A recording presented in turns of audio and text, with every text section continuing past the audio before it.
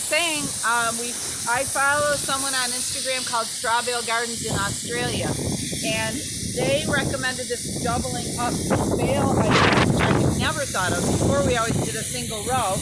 First of all, you use half of the fence post wood and trellis structure, which is a little expensive.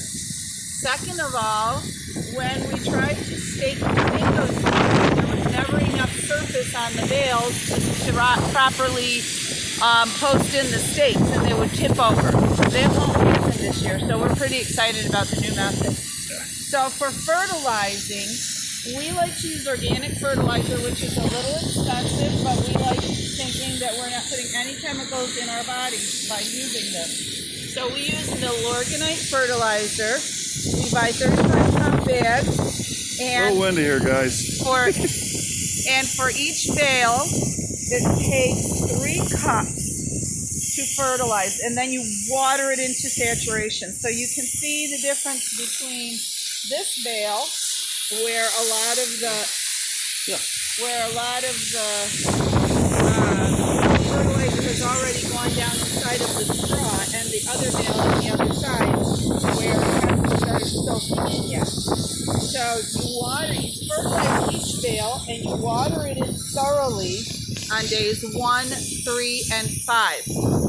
And then on days 2, 4, and 6, you just water it to saturation. Fortunately, it rained buckets yesterday, so we didn't have to do that. But today, we got a little break in the rain, and we're doing the fertilizing and watering in. If you want to use traditional fertilizer, you only need a half cup instead of 3 cups per bale. But again, it's chemical, so I don't know how you feel about that. Obviously, it breaks down a great deal by the time you plant. So I doubt many chemicals get transferred to your plants, but we didn't want to take a chance. The main thing with the fertilizer it has to be a lot of nitrogen based. So what you would use for your lawn, you can use for this. People sometimes use things like chicken manure for fertilizer. We thought about getting chickens, but we have a friend, hi Carrie Ann, who said that they will definitely eat our vegetables. So we'd have to figure out a way to fence off the entire garden area or chicken area, and you can see we're doing a pretty large area this year. So in previous years, we started with, what did we start with, 15 or 20 the first year? 20 the first year. Then we 25. Went to 25 last year and the year before. This year we went to 40 bales because we're afraid with the whole COVID and quarantine situation that there might be a shortage of vegetables, especially if the borders stay closed. So we want to make sure that there's plenty for our neighbors. So if you're interested in growing your own vegetables, in learning how to do straw bale gardening, we plan to plant these bales second week of May, you think? So probably around May 5th or whatever that weekend is, that first full week of May, we will plant.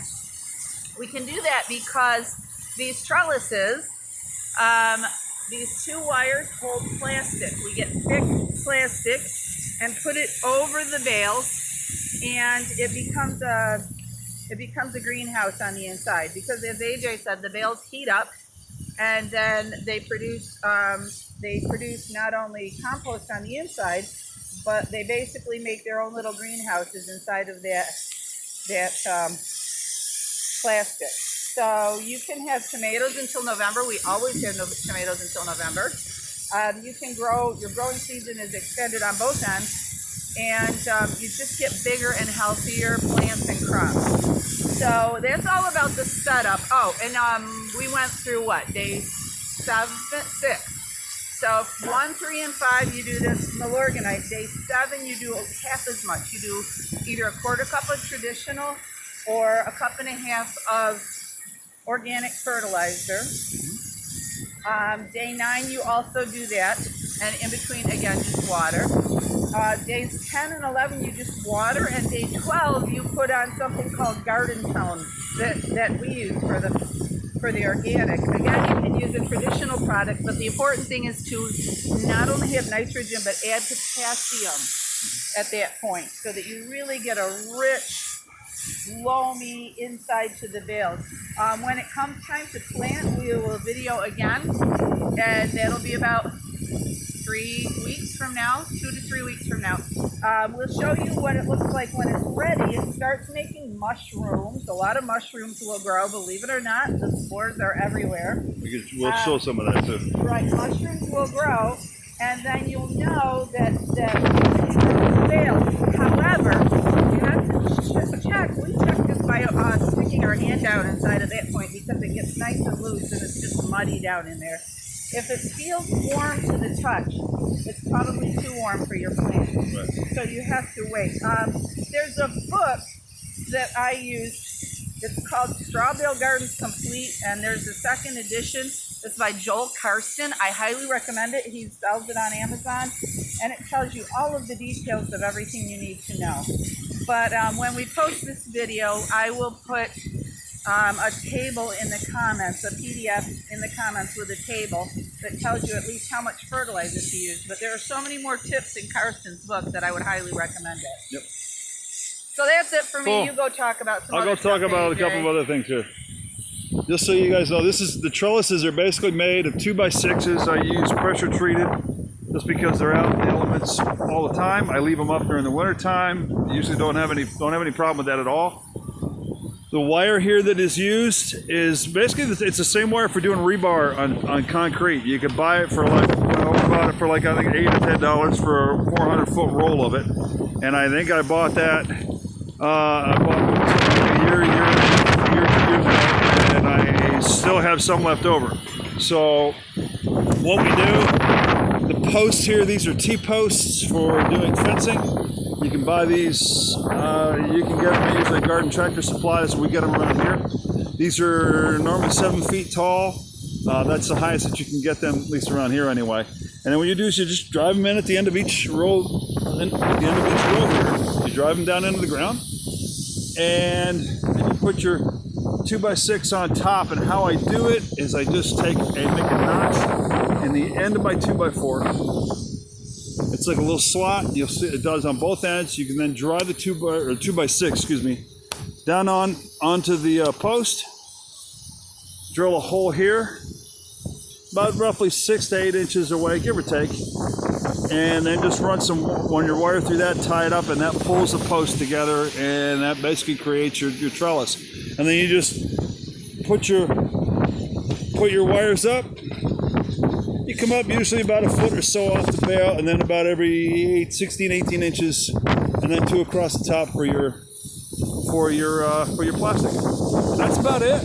Hey, you want to show our feet?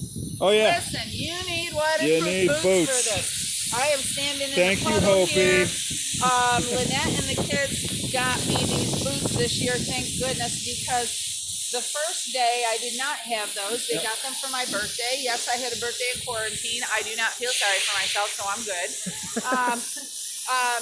So they sent them to me for my birthday, and the first day I used, Skechers, and my feet were soaked, and I was frozen that day. I had to be in the hot shower for quite a while. Yeah. So, unless your ground is 100% level, you are going to get wet feet. So really, it really helps to have boots like AJ's or mine, some kind of waterproof boot. Honestly, I don't think the suede work boots with waterproof sprayed on is going to work. You need just rain boots of some kind or garden boots. And let's see, what else? Oh, another detail.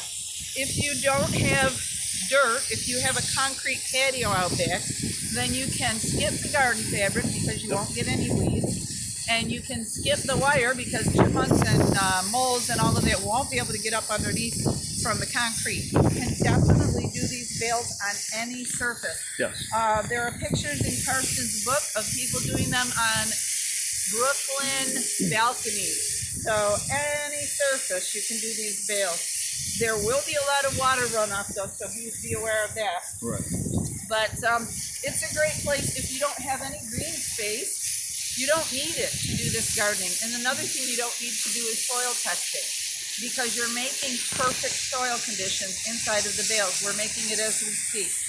So kind of a great way to help produce food that's good for your body, and you can share it with people, and you can get together and make the garden together. So yeah, our son Frank, the first year we did this, his little Riker was about just a little over 2 years old, and they came for a picnic, and he was walking around eating tomatoes, and they weren't sure if it was okay, and I said sure, and he said, well, it's the first time he's eaten a vegetable in about 2 months. So it was great for kids. If they grow it, they'll eat it. So I encourage you, if you have kids, get them outside doing this kind of a project. It's pretty darn cold right now, honestly, but it gets nicer, and it's so pleasant on the other end when you don't have to pull weeds out of your garden in order for it to produce, and when you get to use vegetables for a long, long time. Absolutely. All right, so that's about it for now. I know probably in a couple days we'll do another video, because I'm going to show about what we do to the sides of the bales, what we're going to do this year about putting chicken wire around them to kind of hold the bales a little together, because as time goes on throughout the season, the bales will tend to loosen up and they can fall over. So we put the chicken wire on to kind of hold everything together. So I guess that's it for now, and we'll talk to you guys later. Bye-bye. Happy gardening!